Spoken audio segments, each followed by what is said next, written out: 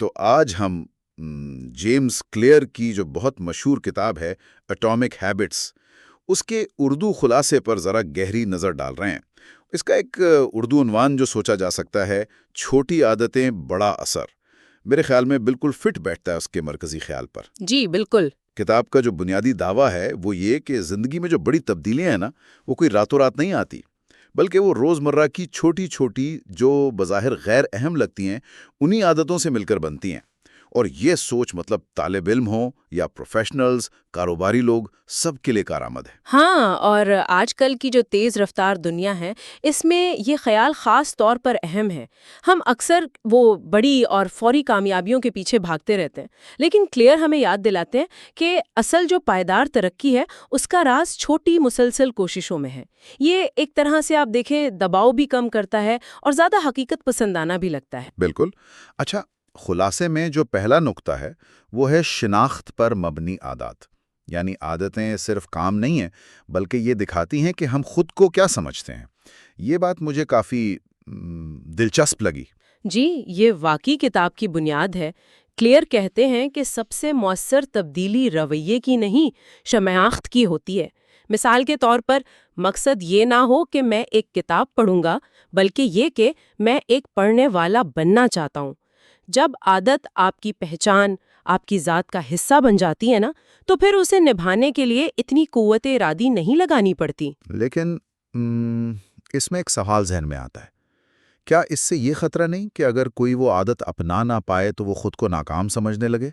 مطلب شناخت کو عادت سے جوڑنا کیا یہ دباؤ نہیں بڑھاتا؟ یہ بہت اچھا سوال ہے۔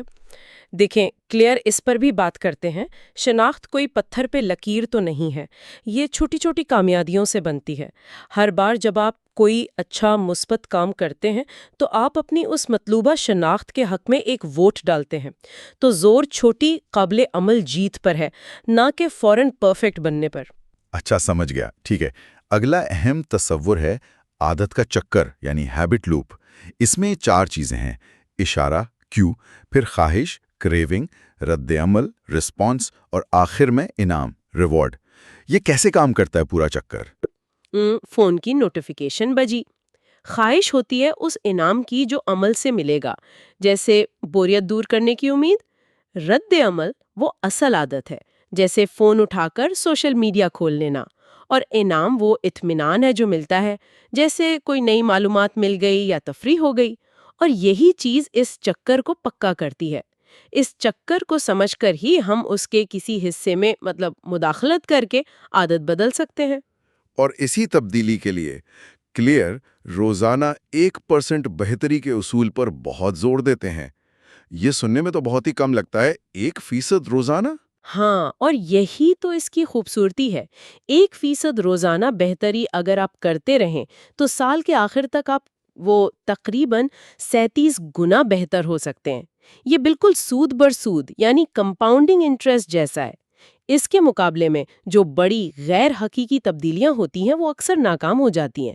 کلیئر کہتے ہیں کہ ہمیں اہداف پر کم اور نظام پر زیادہ توجہ دینی چاہیے۔ یہ 1% بہتری والا نظام ہی ہے جو آخر میں نتائج دیتا ہے۔ نظام کی بات آئی تو ماحول کے کردار کا ذکر بھی بہت اہم ہے، یعنی کامیابی کے لیے اپنے ارد گرد کے ماحول کو ڈیزائن کرنا۔ جی، یہ ایک ایسا پہلو ہے جسے اکثر نظر انداز کر دیا جاتا ہے، لیکن یہ بہت طاقتور ہے۔ ہمارا رویہ بڑی حد تک ہمارے ماحول سے متاثر ہوتا ہے۔ کلیئر بڑے عملی مشورے دیتے ہیں، جیسے اچھی عادت کے اشارے کو سامنے رکھنا، نمایاں کرنا، اور بری عادت کے اشارے کو چھپا دینا۔ مثال کے طور پر، اگر زیادہ پانی پینا ہے تو پانی کی بوتل ہر وقت سامنے رکھیں۔ اگر رات کو سوشل میڈیا کم استعمال کرنا ہے تو فون وہ سونے کے کمرے سے باہر رکھ دیں۔ یہ ماحول کو اپنے حق میں استعمال کرنا ہے۔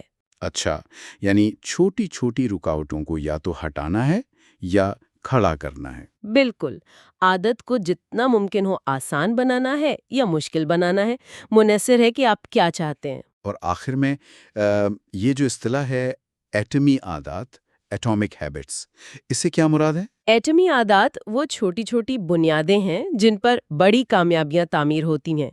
ایٹمی کا مطلب ہے بہت چھوٹا، ناقابل تقسیم جیسے ایٹم ہوتا ہے، لیکن ساتھ ہی اس میں بے پناہ توانائی کا ذریعہ بھی پوشیدہ ہے۔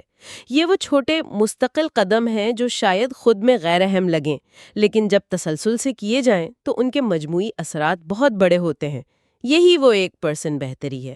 تو خلاصہ یہ نکلا کہ اصل اور پائیدار تبدیلی کا راستہ چھوٹی، مستقل اور شناخت سے جڑی عادات اپنانے میں ہے، اور اس کے لیے اپنے ماحول کو سمجھداری سے ترتیب دینا بہت ضروری ہے۔ عنوان چھوٹی عادتیں بڑا اثر واقعی اس سب کو سمیٹ لیتا ہے۔ بالکل۔ اور اس گفتگو کے اختتام پر سامعین کے لیے ایک سوچ یہ ہو سکتی ہے کہ آج وہ کون سی سب سے چھوٹی ممکنہ مثبت تبدیلی ہے جو وہ اپنی زندگی میں لا سکتے ہیں، ایسی تبدیلی جو نہ صرف آسان ہو بلکہ اس شخصیت سے بھی ملتی ہو جو وہ بننا چاہتے ہیں۔ شاید صرف 5 منٹ کی سیر یا صرف ایک صفحہ پڑھنا۔ آغاز ہمیشہ چھوٹا ہو سکتا ہے۔